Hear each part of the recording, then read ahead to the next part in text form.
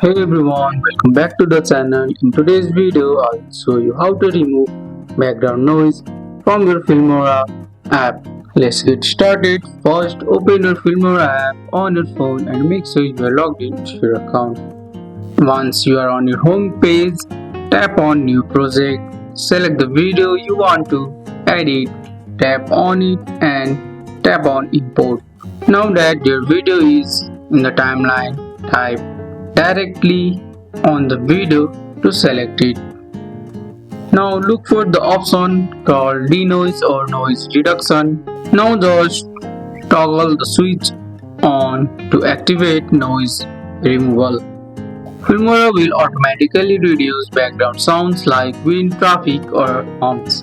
Tap play to hear the difference. If the video sounds too soft, you can increase the volume little or add voice enhancement if available.